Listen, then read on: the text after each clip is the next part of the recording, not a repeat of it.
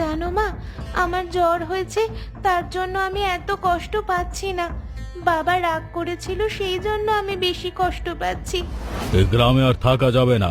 গ্রামে থাকলে ছেলেটা আমার মানুষ হবে না।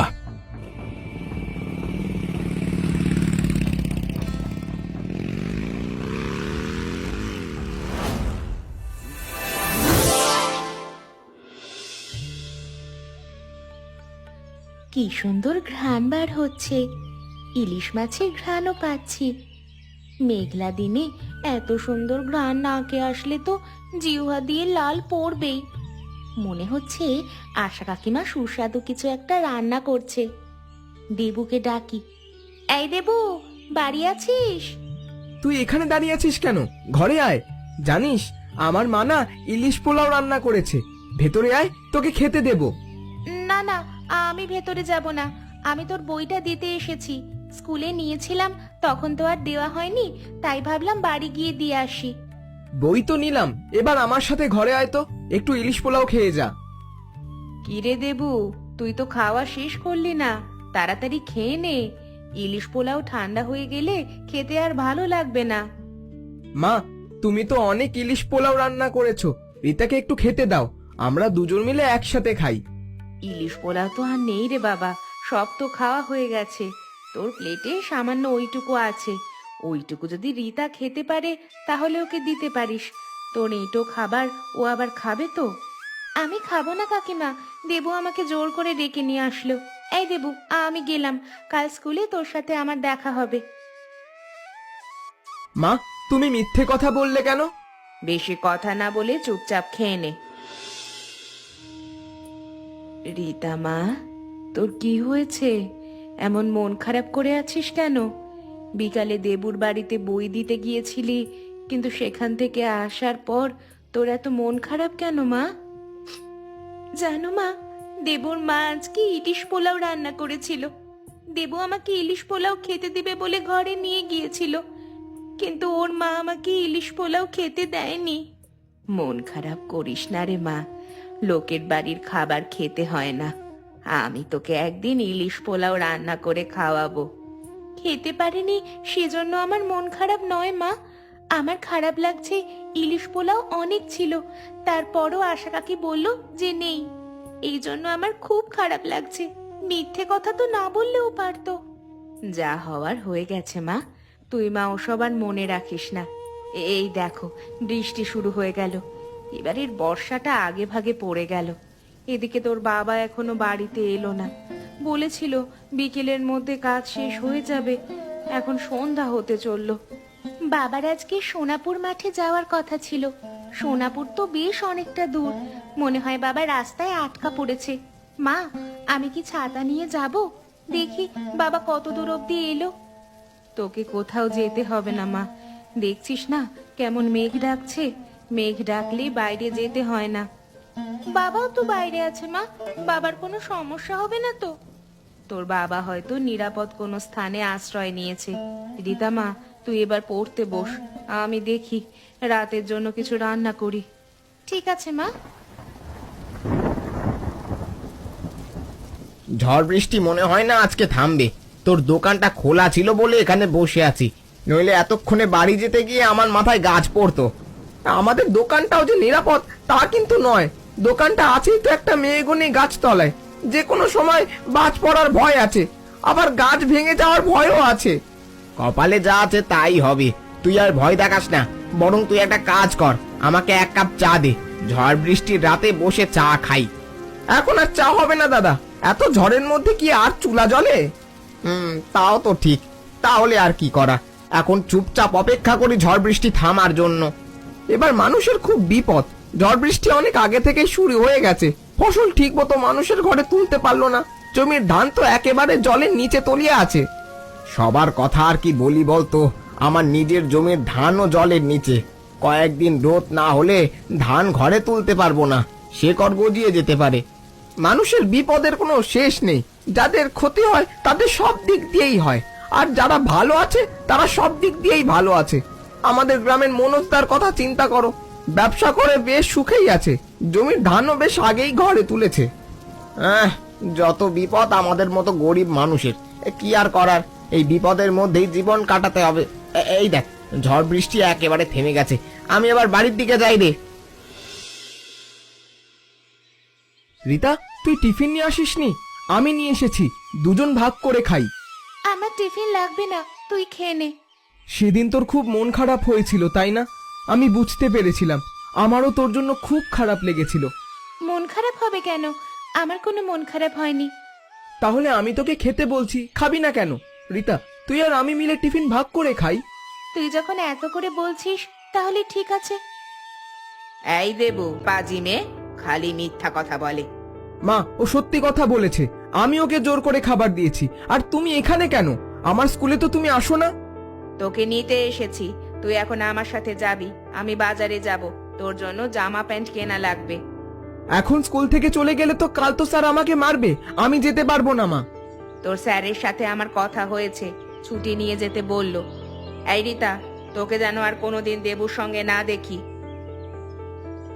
কাকি আমার সাথে কেন যে এমন করে কিছুতেই বুঝতে পারি না।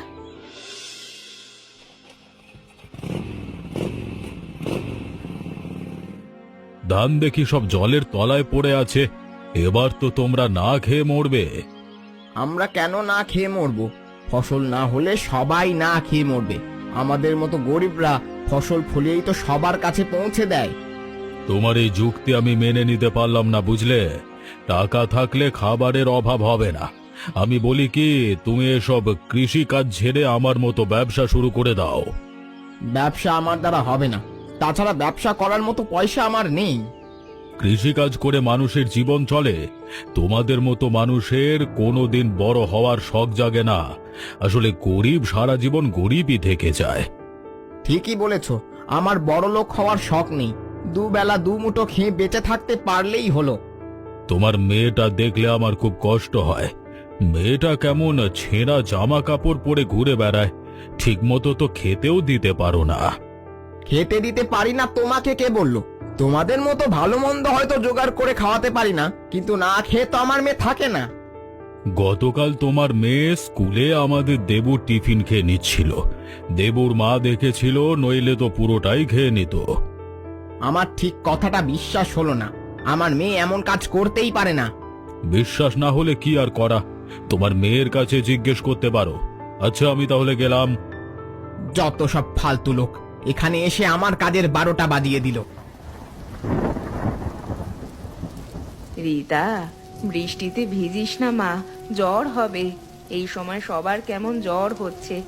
একবার জ্বর হলে 10 দিনের আগে কেউ উঠতে পারছে না। আমার কিচ্ছু হবে না মা, তুমি শুধু শুধু চিন্তা করছো। উঠে আয় বলছি, নইলে কিন্তু আমার কাছে পিটুনি খাবি। কি হলো, কথা কানে যায় না? রিতা মা, উঠে আয়। বৃষ্টিতে ভিজতে আমার খুব ভালো লাগছে মা, তুমিও আমার সাথে ভিজবে মা, তোমারও ভালো লাগবে। তোর মনে হয় মাথাটা খারাপ হয়ে গেছে। রিতা, বৃষ্টিতে ভিজলে জ্বর হবে, ঘরে ওঠ মা। ভালো করে বলো তো ওকে, আমি কখন থেকে ডাকছি, আমার তো কোনো কথাই ওর কানে যাচ্ছে না। মায়ের কথা কানে যাচ্ছে না? বারবার বলছে ঘরে উঠতে, তারপরও তুই এইভাবে ভিজে যাচ্ছিস। আর একটা কথা, তুই দেবুর টিফিন খেয়েছিলি? বাবা, আমি খেতে চাইনি, ও আমাকে জোর করে খেতে দিয়েছিল। এবার থেকে জোর করলেও আমি আর কোনোদিন ওর দেওয়া খাবার খাবো না। ওর বাবা বলল তুই নাকি ওর থেকে নিয়ে খেয়েছিলি। এইসব কথা লোকের কাছ থেকে শুনতে হয় কেন? তোর মা যে খাবার দেয় তা কি তোর মুখে ভালো লাগে না?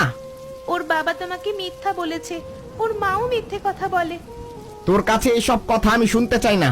তুই এক্ষুনি ঘরে উঠবি, এভাবে বৃষ্টিতে ভিজতে যেন আর না দেখি। তুমিও এসো, বাইরে দাঁড়িয়ে আছো কেন? সকাল সকাল কাকে দেখছি? তুমি তো আজকাল আমাদের দোকানে চা খেতে আসোই না।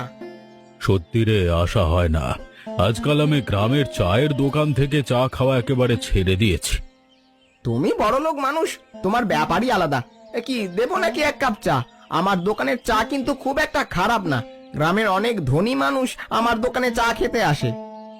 আসলাম যখন 1 কাপ খেয়েই যাই। চিনি একটু কম দিবি, আমি আবার চিনি বেশি খাই না। গ্রামের লোকজন আবার অতিরিক্ত চিনি খায়। দাদা, তুমিও তো এই গ্রামের মানুষ, এমন ভাবে কথা বলছো মনে হচ্ছে শহরে ব্যবসা করো। শহরে বসবাস না করলেও আমি শহরের মতো জীবন যাপন করি। আমাকে দেখলে কেউ বলবে আমি এই অজপাড়াগায় বাস করি। গ্রাম যখন তোমার এত অপছন্দ, তাহলে গ্রামে থাকার দরকারটা কি? তুমি শহরে চলে গেলেই তো পারো। সেটাই চিন্তা করছি। এবছর না পারলেও সামনের বছর শহরে চলে যাব। ছেলেকে নামকরা স্কুলে ভর্তি করে দেব। আমি চাই না ও গ্রামের ছেলে মেয়েদের সাথে মেলামেশা করুক। এই নাও তোমার চা, কে বলো কেমন হয়েছে? বেশ ভালোই হয়েছে, তবে আমি যেমন চা খাই ঠিক তেমন হয়নি। তোমার মনের মতন চা শহরের কোনো চায়ের দোকান থেকে খেও। আমি এর চেয়ে ভালো চা বানাতে পারি না। কি আর করা, এটাই খেতে হবে। যত সব ফালতু লোক, এবার আসলে দোকানে আর বসতেই দেব না। এত করে বললাম বৃষ্টিতে ভিজিস না ভিজিস না, আমার তো কোনো কথা শুনলি না। এদিকে তোর বাবাও বাড়ি নেই, জ্বরে যে গা একেবারে পুড়ে যাচ্ছে। মা, বিশ্বাস করো, আমি দেবুর কাছ থেকে খাবার নিয়ে খাইনি। তোমার মনে হয় মা, আমি এমন একটা কাজ করতে পারি? সেদিন আমার খুব ইলিশ পোলাও খেতে ইচ্ছা করছিল, তারপরও আমি বলিনি আমার ইলিশ পোলাও খেতে ইচ্ছা করছে। বিশ্বাস করো, আমি দেবুর কাছ থেকে খাবার নিয়ে খাইনি। তোমার মনে হয় মা, আমি এমন একটা কাজ করতে পারি? সেদিন আমার খুব ইলিশ পোলাও খেতে ইচ্ছা করছিল, তারপরও আমি বলিনি আমার ইলিশ পোলাও খেতে ইচ্ছা করছে। আমি জানি মা, তুই এমন কোনো কাজ করতে পারিস না। তুই কখনো অন্যের খাবার ছিনিয়ে নিয়ে খেতেই পারিস না। কেউ বলবে আর সেটা আমরা বিশ্বাস করব? তাহলে বাবা আমার উপর রাগ করেছিল কেন? বাবা রাগ করেছিল বলেই তো আমি খুব কষ্ট পেয়েছিলাম। তোর বাবার মনে হয় অন্য কোনো কারণে মন খারাপ ছিল, এই জন্য তোর ওপর রেগে গিয়েছিল। শোন মা, বাবা মা সন্তানের ওপর একটু আধটু রাগ করতে পারে, তার জন্য তুই মন খারাপ করিস না। মা, বাবা তো আগে কখনো আমার সাথে এমন ভাবে কথা বলেনি। জানো মা, আমার জ্বর হয়েছে, তার জন্য আমি এত কষ্ট পাচ্ছি না। বাবা রাগ করেছিল, সেই জন্য আমি বেশি কষ্ট পাচ্ছি। মারে, একটু চুপ কর, আমি তোর মাথায় জলপট্টি দিয়ে দিই। এদিকে তোর বাবাও বাড়িতে নেই, বলেছিল আজকে আসতে রাত হবে, কিন্তু এতটা যে রাত হয়ে গেল তাও তো আসার নামে কোনো খোঁজ নেই। মা, আমাকে একদিন ইলিশ পোলাও করে খাওয়াবে? ঠিক আছে মা, খাওয়াবো। তোর বাবাকে বলবো 2-1 দিনের মধ্যেই যেন একটা বড় ইলিশ মাছ কিনে নিয়ে আসে। মা রে, এবার তুই একটু ঘুমোনোর চেষ্টা কর মা, তোর বাবা আসলে ওষুধ নিয়ে আসতে বলবো। দেবু, কোথায় যাচ্ছিস? আমরা এখানে বসে আছি আর তুই গুটি গুটি পায়ে বাইরে চলে যাচ্ছিস। তোর সাহস দেখে আমি অবাক হয়ে যাচ্ছি। তা কোথায় যাচ্ছিলি শুনি? বাবা, রিতার খুব জ্বর, আমি ওকে দেখতে যাচ্ছি। রিতার জ্বর, তাতে তোর কি? তুই গেলে কি ওর জ্বর ভালো হয়ে যাবে? রিতার জ্বর তুই কি করে জানলি? নিশ্চয়ই ওদের বাড়ি গিয়েছিস। তোকে এতবার নিষেধ করার পরে ওই মেয়েটার সাথে মেলামেশা করিস কেন? মা, রিতা তো বেশ কিছুদিন স্কুলে যায় না। স্কুলের এক বন্ধু বলল ওর নাকি জ্বর, তাই দেখতে যাচ্ছি। বিশ্বাস করো মা, সেদিনের পর থেকে আমি আর ওর সাথে মিশি না। মিথ্যে কথা বলবি না দেবু, তুই রিতার কাছ থেকে মিথ্যে কথা বলা শিখেছিস না? কোথাও যাবি না বলছি। এ গ্রামে আর থাকা যাবে না। গ্রামে থাকলে ছেলেটা আমার মানুষ হবে না। তুমি একদম ঠিক বলেছ। যত দ্রুত সম্ভব শহরে চলে যেতে হবে। শহরের একটা ভালো স্কুলে ছেলেটাকে ভর্তি করিয়ে দিতে পারলে তবে আমার শান্তি হবে। দেবু, এখানে দাঁড়িয়ে আছিস কেন? ঘরে না, তুই যদি আর কোনোদিন রিতার সাথে দেখা করতে যায় তোকে আবার ঘরবন্দি করে রাখবো। কি হলো, কথা কানে যাচ্ছে না? এখনো দাঁড়িয়ে আছিস কেন? ঠিক আছে, আমি কোথাও যাচ্ছি না। ছেলেটাকে নিয়ে আর পারি না, কবে জোর বুদ্ধি হবে ওপরওয়ালাই জানে। ভালো স্কুলে ভর্তি করে দিলে তবেই ওর বুদ্ধি হবে। যাকগে, এসব কথা এখন থাক, বেশ বেলা হয়ে গেল, আমাকে এখন আবার রান্না করতে যেতে হবে। ও মতিলাল দাদা, দোকানে না এসে সামনে দিয়ে চলে যাচ্ছ? তুমিও কি মনোজ দাদার মতো আমার দোকানে চা খাওয়া ছেড়ে দিলে? না রে ভাই, আমার মনটা ভালো নেই। কয়েকদিন ধরে মেয়েটার জ্বর, ওষুধ খেলে কয়েক ঘন্টা ভালো থাকছে, আবার জ্বর চলে আসছে। কিছু মুখেও দিচ্ছে না। ইলিশ পোলাও খেতে চাই, কিন্তু ইলিশের দাম অনেক। জমির ধান বিক্রি করতে পারলে একটা ইলিশ মাছ কিনতে পারতাম। ও তোমার মেয়ের জ্বর? এখন সবারই জ্বর আসছে, কিছুদিন গেলে দেখবে এমনি এমনি ঠিক হয়ে যাবে। ঠিক হয়ে গেলেই তো ভালো। মেয়েটার এমন জ্বর, আমার তো কিছুই ভালো লাগছে না। আচ্ছা সুমন, আজ আমি গেলাম। চলে যাচ্ছ? চা খাবে না? আজ আর চা খাবো না, অন্য একদিন এসে খেয়ে যাব। এই নাও দাদা, তোমার মেয়ের জন্য ইলিশ মাছ কেনো। তুই আমাকে টাকা দিলি, কিন্তু এতগুলো টাকা আমি যে নিতে পারবো না ভাই। আরে নাও তো দাদা, ধান বিক্রি করে টাকা শোধ করে দিও। টাকাগুলো নিলে আমার খুব ভালো লাগবে। তোর মনটা অনেক বড়, আজকাল তোর মতো মানুষ দেখা যায় না। তোর অনেক ভালো হবে সুমন, আমি এলাম রে। মতিলাল দাদার মেয়েটা যেন দ্রুত সুস্থ হয়ে ওঠে। মতিলাল দাদা খুব ভালো মানুষ। এখন শরীরটা কেমন লাগছে মা? আমি খুব ভালো আছি বাবা, আমার আর জ্বর আসছে না। কটা দিন খুব চিন্তায় ছিলাম গো, এবার থেকে আর বৃষ্টিতে ভিজবি না। বাবা মায়ের কথা না শুনলে এমনই হয়, বুঝলি? এবার থেকে আমি তোমাদের কথা শুনবো মা, আর কোনো দিন বৃষ্টিতে ভিজবো না। এবার বল, ইলিশ পোলাও খেতে কেমন হয়েছে? আমার তো তেমন ইলিশ পোলাও রান্না করার অভ্যাস নেই, আজকেই প্রথম রান্না করলাম। ইলিশ পোলাও খেতে খুব ভালো হয়েছে গো মা, মনেই হচ্ছে না তুমি আগে কখনো রান্না করনি। তোর মায়ের হাতে জাদু আছে বুঝলি, যা রান্না করে তাই খেতে ভালো লাগে। দেবু, তুই তুই আমাদের বাড়িতে এসেছিস? তোর বাবা মা জানতে পারলে খুব রাগ করবে, তুই এখন চলে যা। আমি তোকে দেখতে এলাম, তুই এখন কেমন আছিস? কয়েকদিন ধরে স্কুলে যাচ্ছিস না, এই জন্য আমার মনটা খুবই খারাপ। আমি এখন খুব ভালো আছি, কাল থেকে আমি স্কুলেও যাব। তবে তোর সাথে আমার কিন্তু কোনো কথা হবে না দেবু, তোর মা বাবা আমার উপর রাগ করবে। দেবু, তুই এখন চলে যা। ওভাবে বলে না মা, আমরা এখন খাচ্ছি, খাওয়ার সময় কেউ আসলে তাকেও খেতে দিতে হয়। দেবু বাবা, তুই উঠে আয়। কাকি, তুমি আমার মায়ের চেয়ে ভালো ইলিশ পোলাও রান্না করেছো, আমাকে আরেকটু দাও। বেয়াদব ছেলে, আজকে তোকে ঘরে আটকে রাখবো, বাড়ি চল বলছি। দেবুর বাবা মা মনে হয় মানুষ হয়ে উঠবে না।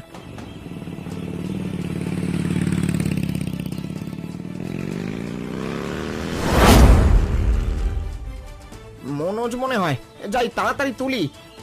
কিভাবে যে পড়ে গেলাম বাপরে! হঠাৎ করে বাইকে নিয়ন্ত্রণ হারিয়ে গেছে, মাথাটার প্রচন্ড ব্যথাও লাগছে। হ্যাঁ, রক্ত পড়ছে, তবু খুব বেশি না। যাক, বড় কোনো বিপদ হয়নি, এটাই অনেক। আমি গামছা দিয়ে মাথাটা বেঁধে দিচ্ছি।